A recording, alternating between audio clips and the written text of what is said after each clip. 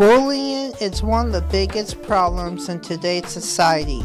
Statistics show that 77% of all students are bullied, and teens in grades 6 through 10 are the most likely to be involved.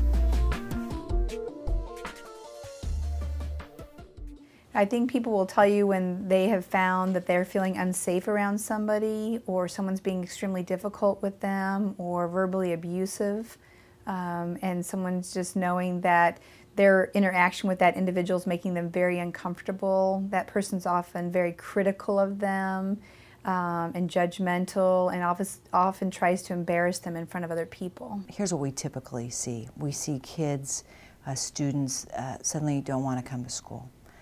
Stomach aches, seem frightened, have difficulty sleeping. These are the kind of warning signs we tell parents about.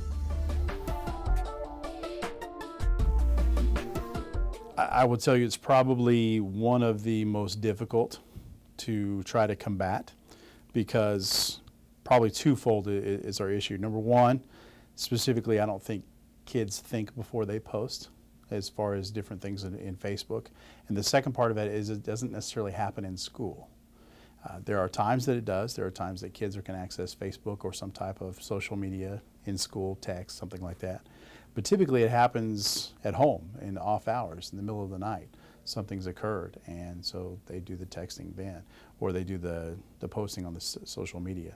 That's the hardest part to fight, because it's not really happening at school, even though it does have an impact on school. We're noticing more cyberbullying related to just being generally disrespectful, unkind, threatening to students in such an intense way that it causes emotional distress for the victim.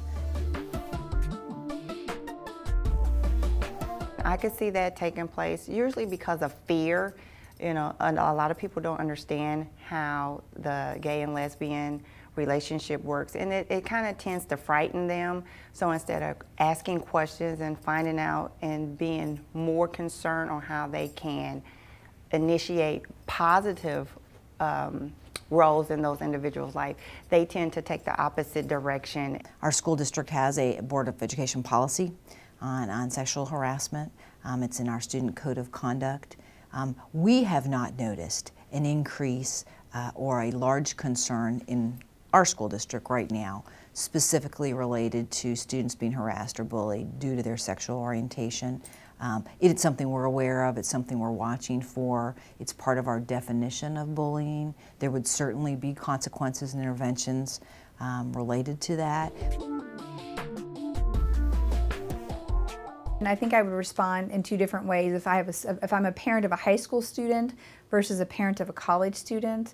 So I would focus more on the college perspective. I would encourage my son or daughter to come in and talk to one of the counselors here on campus, talk to a trusted professor that they know, and if they need to, the next step would be to contact the campus police to make them aware of the situation. So definitely empowering the person that's being victimized to take steps to provide support and help in that situation. I encourage our parents to call us. And when I say call us, there's a multitude of things they can do. But I've tried to communicate to our community that I want you to call me. If you don't want to necessarily call us and have that discussion, we have a form on our website. It's a bullying form that you can fill out. You can preserve your anonymity, and you can fill that out. That goes directly to our superintendent, as well as one of our assistant superintendents, and then she forwards that directly on to me. Once I get that, then I start the process of trying to investigate of what's going on. Talking with the individuals, getting the school involved, hopefully getting the parents involved, those that are being bullied, and the parents of the ones that are actually doing the bullying. Oftentimes people that are bullying or causing harassment are ones that do not accept responsibility for their actions, and they also often blame others for the troubles or their frustrations. So holding people accountable for the words and the actions that they may say to someone, or how they may treat someone in a classroom or on campus.